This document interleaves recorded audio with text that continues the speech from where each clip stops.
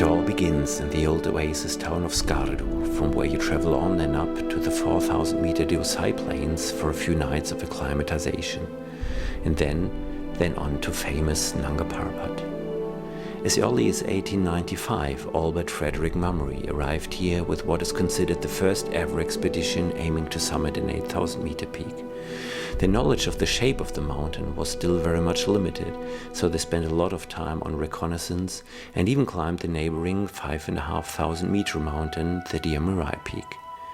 At Nanga Parbat itself, they reached an altitude of about 6,100 meters, then decided to look for a more suitable route further on. Whilst Mummery and two of his companions hiked up Diamir Glacier, the rest of the team followed a much safer but longer approach towards Rakhiot Valley. From the old camp, we went straight up the opposite side of the valley for a pass on the ridge southeast of a pointed rock peak at the head of the Gonar Nala. This peak we have named the Gonar Peak, and the pass the Red Pass. Colley wrote later in his book Climbing in the Himalaya and Other Mountain Ranges. Down into Patro Valley, up again, and finally towards Rakhiot Glacier they found their ways, but Mummery they could not find down there.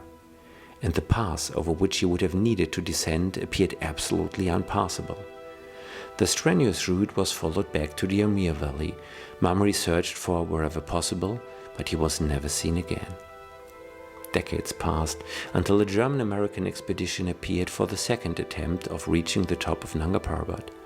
They already got up to over 7,000 meters, but the most fascinating, moving passages of expedition member Elizabeth Knowlton's 330-page account, The Naked Mountain, for me are clearly all the emotions and adventures before their arrival at the base camp. All the dreams, the longings, the visions of the incredible, then the quick succession of breathtakingly exotic features you could see during their journey through India, the hopes and doubts, the pleasures and personal encounters, until their final arrival and the permanence of the base camp and its glaciers above. Do read that book, maybe even Norman Colley's of the 1895 expedition as well, and the mountain will not be just a huge piece of soil and rock and ice anymore, but a very diverse stage of emotions, an accumulation of intense personal incidents, a story. My vision was to connect a number of the most beautiful spots of the Nanga Parbat group to a long trek. Not just a trek, but a combination of trekking and rock climbing, a multi-day hiking route with rock climbing opportunities for each and every overnight camp along the route, climbable with a minimum of gear. With a few attractive summits to be climbed along the way, and after ages spent over maps and books, I finally ended up with a combination of those first two expeditions just described. Not because I had intended to follow their paths, but because these simply proved best for the purpose. And in addition, the whole new project should be explored by a mixed German-Greek friendship expedition, because I love Greece and its inhabitants so much. Well, in the end it were two such expeditions, and what one can experience along their ways was just awesome.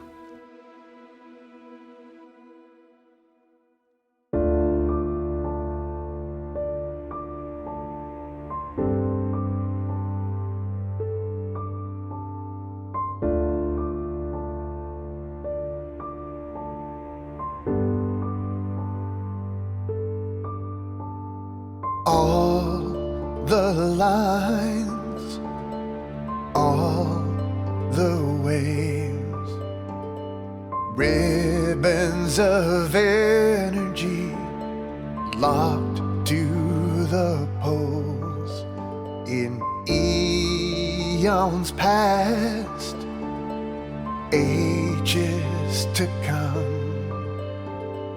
All those lines flip where they're from. All those lines flip where they're from.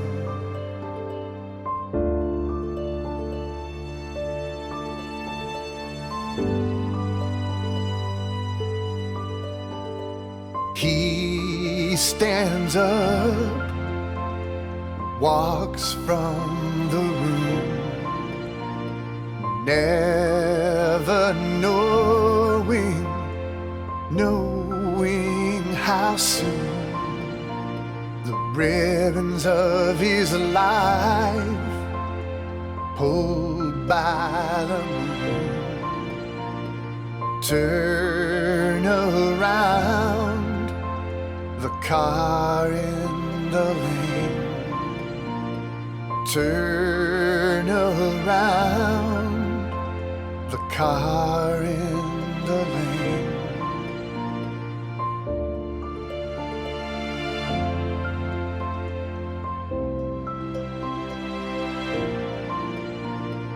All my lines, all my waves, ribbons of energy locked to the poles.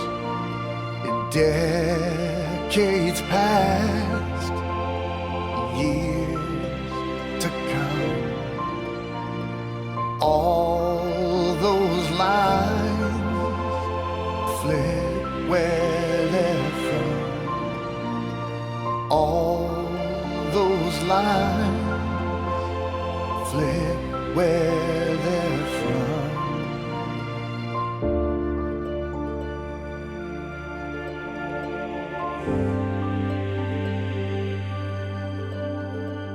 All those lines fled where